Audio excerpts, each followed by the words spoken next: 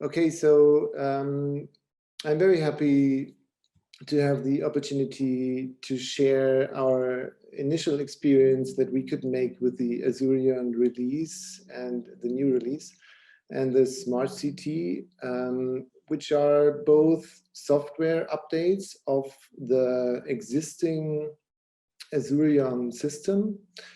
And it has some, in my opinion at least, some quite interesting features because it focuses very much on a pre-existing strength of the system, which is the usability. And the usability of the system is based on this, I hope you can see my pointer, I don't know. It is based on this touchscreen module here in the center of the system. And the new update further puts more functionality on this touchscreen, and this is in a lot of circumstances very helpful for the neurointerventionalists. And now I will go more into detail. This is my disclosure. So the upgrade focuses on 3 different points, and the first one is actually focusing on the acquisition of all the available 3D tools, which is SmartCT, the normal MR angiography, but also the cone beam CT. And the second one is the one that I already mentioned. It's the expansion of the functionalities of the touchscreen module so that you have more control without having to leave the room. And the last point is that you have also inside the room access to a lot of advanced CT-like 3D tools. And these tools you can use for example, planning of any kind of stents or other measurement things that you want to do in more complex interventions. So I will now start with the first point. And the first point, here you see it again, is the acquisition of the 3D tools. And what Philips does or did is that the user is now being guided through every step of the acquisition. It starts with this room preparation pictogram. I don't exactly know, this not really helps a lot, but now here at the second point, it really starts to get interesting, because when you are in the room and you choose to perform any kind of 3D application, for example, when you are in stroke diagnostic, you will choose the SmartCT maybe. And what you see then is the lodged protocol suggestions in on the big screen right before your eyes. You can have a look at all the different variables that are important, like delay, flow rate, volume, the dilution that you want to use. And this might really helpful for more complex acquisition applications like the SmartCT, and also when you do not have a lot of time, and it might help in not forgetting anything.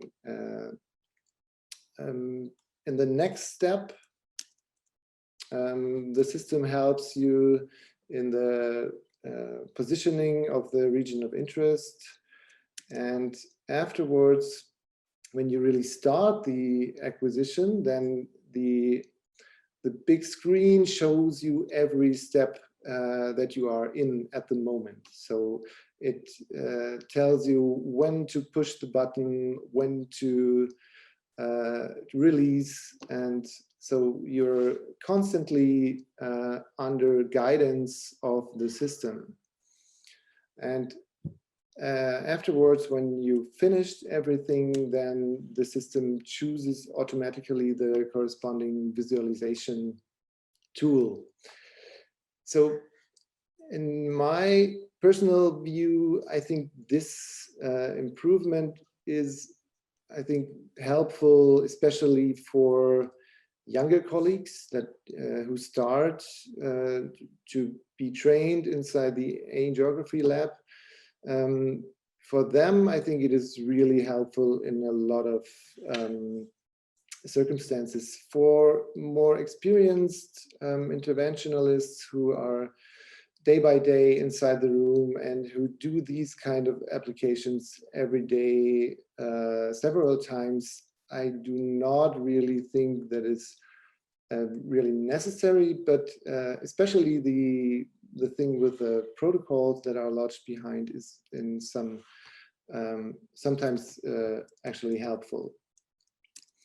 But now when we come to the second point, which is the expanded control, or the expanded control possibilities of the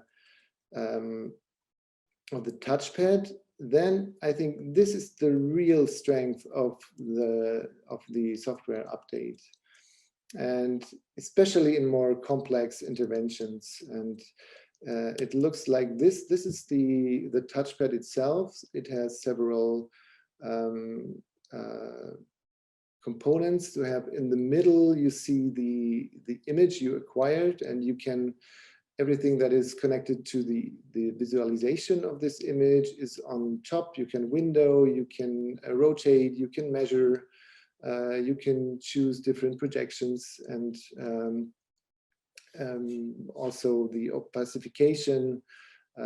This is all on the top of the image, and on the left you have a menu where you have some key features, like, for example, the segmentation area consists of vessel segmentation, remove anatomy, so several possibilities that you can all perform while you are still inside the room. And this led to, for me personally, it led to that I do not leave the room anymore during the procedures. And these are as a short overview about all possibilities that you have inside the room. But everything of these possibilities is, I think, much better to understand when you see how it is used. So this is a short video where you see how it works. Actually, this is a conventional 3D angiography of a media aneurysm, and you can use the touch panel like your handy display or like an iPad display. Now you can make a new reconstruction where you choose a smaller region of interest without having any disturbing other structures laying over your region of interest. Then you do this reconstruction. You can window by one finger. Then you choose another position, and in the next step you can, for example, do a vessel definition, which is a you define the parent vessel by just clicking on the respective vessel, and the system will create a vessel analysis completely automatically. And you also see here on the right side the CT visualization of the same vessel analysis tool, and you can choose this and rotate it, pan it, do any kind of measurements and anything you are interested in. But to this CT kind of CT-like reconstruction, things I will return on later. What you can do inside your reconstructed 3D image is also you can measure just by clicking on the image, and this is very quick and quite good, also usable for choosing coils or anything like this. And there's also another short video, which is a little bit more professional because it's done by Philips itself. This is not the same aneurysm, although it looks quite similar. So he does the same that I did before. So he just does the measurement, and now he also does the vessel definition, and afterwards the vessel analysis here on the button below. And then you see also on the big screen what you as the interventionalist will see. And this is actually the most important benefit, I think, is this area here on the bottom of the big screen. You see a complete profile of your interested vessel of interest. But I will show you this in a next step. So we are already here at point 3, the advanced CT-like 3D tools. And actually, this is what I already have shown you in the last image, in the last video. And this is another video where the colleague, I just stopped the video for a short moment. What the colleague here does is he makes with one finger a multiplanar reconstruction. He adjusts the slice thickness, and here you see the slice thickness. And afterwards, this is a vaso CT, which was done with a diluted contrast media, about 90% saline. And this is done after the implementation of a stent. And now I let the video continue. Now you see the vessel where the stent was placed. See that he is marking the respective areas. And now the system creates again this kind of vessel analysis. And when the colleague here now creates this analysis tool, then you see that you can very exactly see the close contact of the stent to the vessel wall. And although this, in this example here, is not a flow diverter, but this also works in the flow diversion setting. And this is an example of our own clinic. And this is the image of the Revo flow diverter. This is the proximal, the beginning of the flow diverter. And you see here the gap of the proximal part of the flow diverter to the vessel wall, which actually led to the decision to remodel this, or to just use a remodeling balloon to further optimizing the result.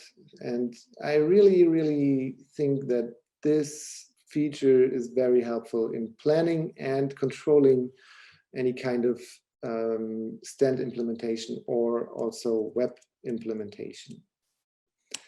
So these were the 3 main points that are focused on by Philips itself.